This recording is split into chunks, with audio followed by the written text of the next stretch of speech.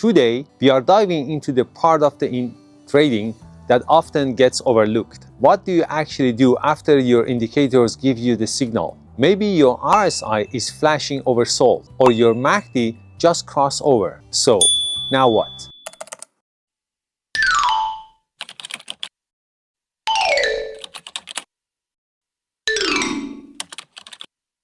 Hey there, welcome back to the Quant channel. If you are here, that means you are taking your options trading journey seriously, and I love to see that.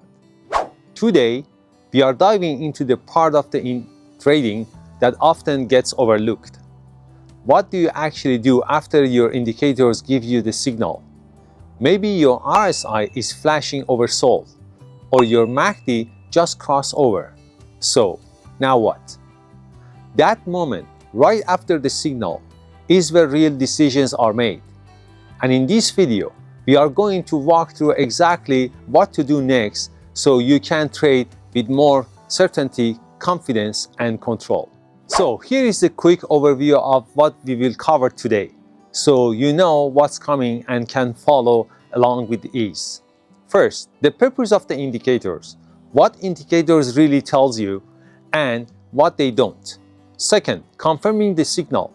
How to double check your signal before risking your money. Third, choosing the real strategy. Which options strategy fits the market condition you are seeing. Fourth, managing risk like a pro. Simple techniques to protect your account and stay in the game. Fifth, looking at the biggest pictures. Combination indicators with the market context, macro trends, and news. Sixth, walk out real trade example. A full example of how I went from signal to execution to exit. And seventh, after the trade, review and reflect.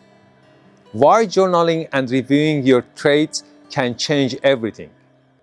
Let's start by resetting expectation. Indicators are not the fortune tellers. They don't guarantee a win. They are just tools, like a compass. And like a good compass, they work best when you know your destination. So when RSI says oversold, don't treat that like a green light to hit the buy. Ask, oversold in what context? Is that the stock down 10% because of the panic, or this is a setup for the bounce? That's your job. Read the signal in context. Layer your indicators. Think of them as an instrument in the orchestra. Alone, they can make a noise. Together, they can make music. Second, confirming the signals. Before jumping in, confirm what your indicator is telling you. So there is three steps for the confirmation checklist. First, support and resistance. Is there a technical level nearby that supports the signal? Second, volume. Are buyers or sellers showing up? Third, price actions. Are you seeing wicks, reversal, patterns? Let me give you an example. Once I saw the perfect MACD crossover on MAD, but price was still under resistance. I wait for a clean breakout, and boom, 40% gain on the call spread confirmation. So the confirmation is matter. Third, choosing the right strategy. All right, the signal checks out, but before you place that trade, pause. What type of move are you expecting? Ask yourself, is it going to be a move going to be fast or slow? Big or small? Volatile or stable? If you expect a gradual rise, consider the bull call spread. Expecting the quick breakout, go with the long call. Market unclear, try a neutral play like an iron condor or a triangle. Your strategy should match with the nature of the move. That's what pro does. They adapt, not react. Fourth, managing risk like a pro. This part is personal to me because learning to respect risk is what kept me in this game long term. Every trade has a story, but not every story needs to be expensive. What are the golden rules? First, define your maximum risk before you enter. Second, use position size to protect your capital. Third, understand the Greeks, especially theta, which is time decay, and vega for volatility. Let me give you a quick example. You could be right about the direction, but if you bought an options with 2 days left and IV drops, you could still lose money. That's why we use strategies like spreads.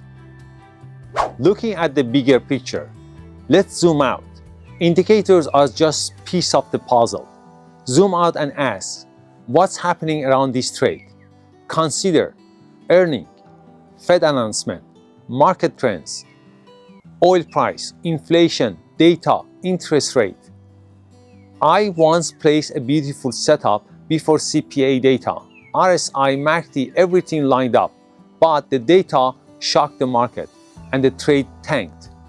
Ever since, I always check the calendar, always combine indicators, RSI, MACD, BBC, macro events, sector strength, and news catalysts.